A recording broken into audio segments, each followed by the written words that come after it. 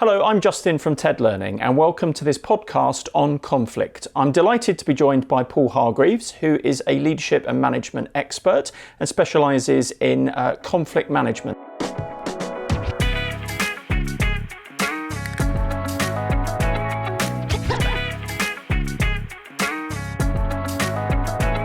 So Paul, thank you for joining us on this podcast today.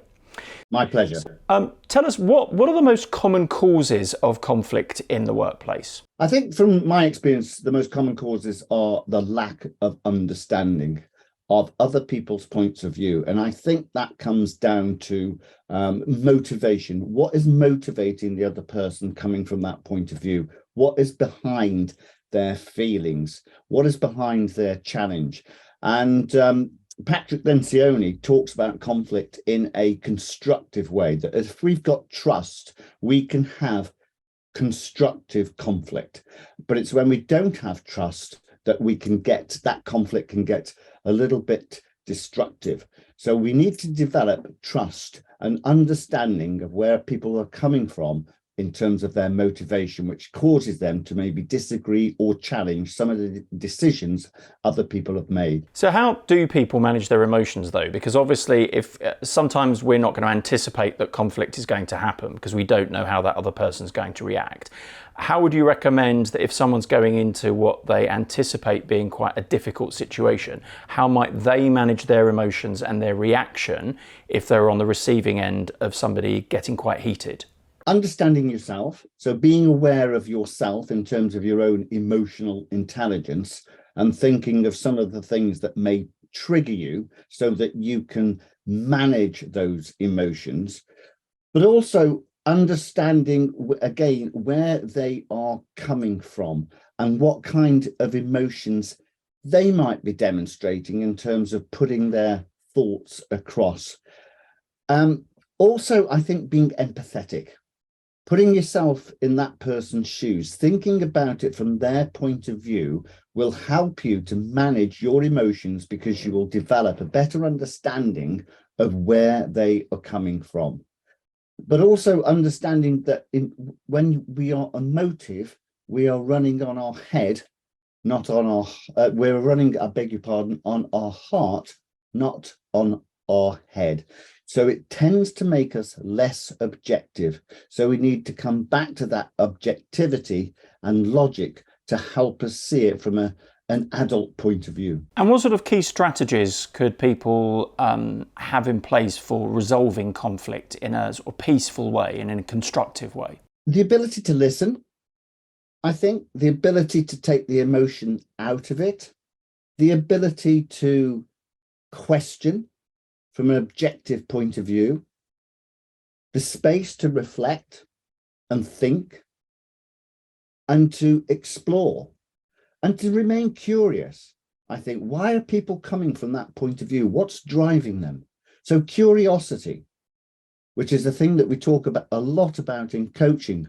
But if we can remain curious and remain open and question and listen, we're going to get a better perspective of what is driving this conflict and how to resolve it. So in your experience, do lots of people not do that? They kind of go at it from their perspective and they get a reaction that they weren't expecting, and that's where the kind of loggerhead starts to happen and conflict arises? Yes, I believe so. I think people sometimes are entrenched in their own thoughts and behaviours and think that is right. And also culture can play a part in that, in terms of what is the culture of the business, what's the culture of the team. So I think those kind of behaviors can escalate conflict. But the more we remain open, the more we listen, the more we seek to understand, we will then develop strategies to avoid conflict and have constructive conflict, because conflict isn't bad. Conflict is good. Conflict is diverse because we come from different points of view. So it's exploring that and finding out the best solutions. And are there any models out there that you can suggest that people might want to look at to help them understand conflict and their own emotional reactions? A model I tend to use, which is a coaching model, is called perceptual positions. And there's two versions of this. There's either 3 positions or 4 positions. And what it enables people to do is to look at it from their position, which is position number 1, Position number 2 is the person that you're maybe having conflict with. And if you're thinking of a team kind of context here, so you go and sit. You can do this with chairs. You go and sit in the person's chair and think about it from their point of view. So it develops empathy and develops understanding. Position number 3 could be the team leader or the line manager of this particular team. So you look at it from their point of view. So you go a little bit more holistic, a little bit more umbrella helicopter kind of view. And then you could look at it from position number 4, which is the business as a whole. What is the impact of this conflict, of this poor relationship having on the business as a whole? And it helps us to think logically from one point of view, one position. And it cuts, because we're thinking logically from that position, it cuts out the emotion. So I think it's a fab model, and I use it a lot in coaching. And conflict doesn't just arise face to face, does it, in the room? So obviously we communicate in many different ways now, whether that's Teams, Zoom, email, text, and very often those sorts of messages can be misconstrued and people can be quite reactive, and conflict can arise when actually neither party had intent. What's your advice in sort of verbal situations, non-face-to-face, as to how people might manage those types of conflict situations? I mean, email is a great one, isn't it? People react to email because you haven't got the tone, you've only got the words. You can't see somebody's body language. You can't see what they are thinking or feeling at the time they're putting it together. So I think one has to step back and not react straight away.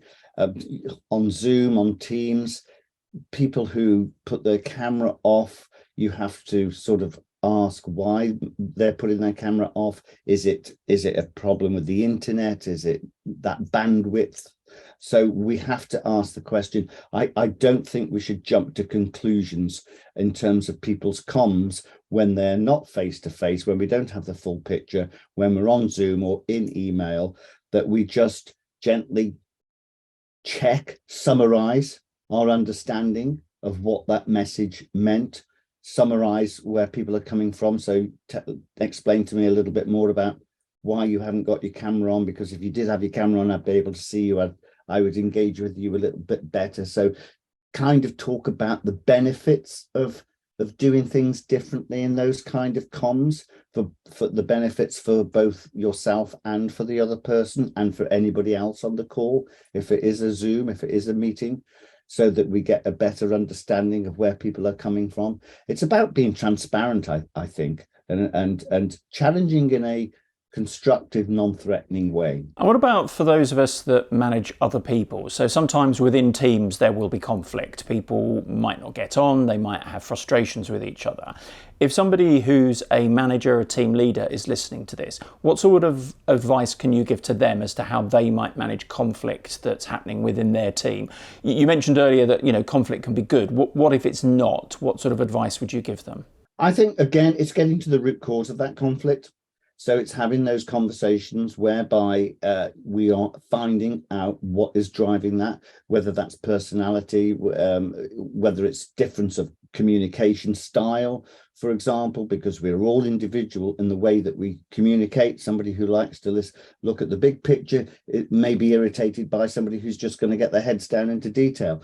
So in terms of understanding your team, it's understanding everybody in your team, what makes them tick in terms of their comm style, what makes them tick in terms of what motivates them. And then it's managing that, but also maybe sharing that with other team members, maybe doing some kind of psychometric so everybody knows what their preferences are in terms of personality or behavior, and developing much more of an understanding of each other and what triggers other people. And the more we can develop that understanding, the more we can build relationships, and then the more we can build trust. And if we've got the trust, we can have constructive conflict. I think that's a really good point you make about understanding people's different personality and communication preferences, isn't it? Because very often, if people don't understand what's driving how someone communicates and what their preferences are, what they receive might be quite different from what the person's intending. And I know from working relationships that I've had, that sometimes I tend to be very sort of yellow, loads of ideas, quite high energy in terms of throwing stuff out there. And the people that are sometimes on the receiving end of that can get quite overwhelmed. So I see a frustrated face and upset, which has in the past caused conflict. So getting that understanding of what drives us as individuals and having that understanding and empathy, as you mentioned earlier, is going to be a massive help at reducing conflict. But obviously, if it arises, you've given some good tips and how to manage that. Absolutely, totally agree. And I'm quite the opposite to you, I suppose, because I'm quite detailed. So I come back to the detail all the time. So I might be the person in the meeting who's reflecting on what somebody has said, and I slow the meeting down because I just want to get more clarity of what has been said in terms of detail. And so the person with all the ideas is going to get frustrated with me because I've just gone back a paragraph.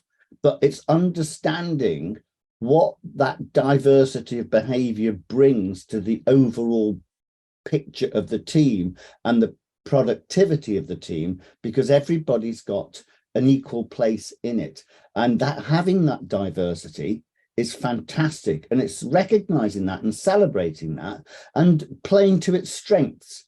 So it's just that awareness. And then team leaders, line managers can manage their teams because they know what they've got in there and they know what floats people's boats, and they can work with the strengths of those people to help manage that diversity of thought in the team. And what about if conflict gets to the extreme of being physical? So if you can see that someone's getting, really quite angry about it, is the advice just to walk away, to, diffuse the situation? No, I'd reflect back what I see and hear. I would not call somebody out on it. I suppose I would say, well, look, I can see, Justin, that you feel really frustrated by that. You're fidgety. You're physically kind of anxious. Your movement is such. Your voice is at such a pitch. So tell me more about that. So I would throw it back at them. I would reflect what I see. I would reflect what I hear. And I would keep talking, because if we ignore it, it will just explode at some point. So I would obviously, if it was in an office kind of situation, take them somewhere quiet, but I would just keep repeating back what I'm seeing and what I'm hearing, and dig and delve to root cause to find out what's driving that. Now, throughout your career, particularly, of recent times as a trainer, you've often used drama to help bring conflict training to life. How do you use it, and what do you think is the benefit of that approach? Drama is so powerful in reflecting back situations that people find challenging. So they will see a piece of drama which is about conflict, and they can immediately identify with characters in it. So it gives them the objectivity to look at something from a logical point of view, because they're not involved in it, and think more objectively about how to resolve that. So we can develop, using drama-based learning, we can develop our skills and our techniques to manage those situations in a very safe environment. I mean, we can look at the nuances of language, like when somebody says calm down. We all know that actually doesn't work. It makes people more angry. So we can practice these skills in the safety of a training room, but also we can be empathetic at the same time for the person who's having that conflict. So I think drama-based learning in terms of conflict management is fantastic, because it allows people to practice, it allows people to make mistakes, it allows people to correct those mistakes, and it allows people to look at the the detail of language, behavior, and the skill in terms of those basic communication skills, listening and questioning. And quite recently, we've been doing some work with a lot of global clients who have teams that are based all over the world. And one of the challenges that they've presented to us is that they've seen conflict within teams where there's a cultural difference. So they've had some parts of the world where people, generally speaking, tend to be more direct in their expectations. And they've also had others where they're more passive in how they respond. Have you seen that? And what advice would you give if there are those sort of cultural challenges as to how those organisations might manage conflict? When I have seen it, I have tried to develop my understanding of those cultures prior to meeting with them. So part of my prep for working with and across global organizations is to research what that culture is like, and also sometimes preempt how that might land on other people. So we might want to brief other people about some of the effects of that directness or passiveness, and just make people aware of it, that it's not a personal thing, it is a cultural thing. Brilliant. Paul, thank you so much for your time today and for talking us through some of the tips and techniques as to how individuals and organisations can manage conflict in the workplace. We really appreciate your time. For more of our podcasts, visit our website at podcast.tedlearning.co.uk, or you can find us on most podcast platforms.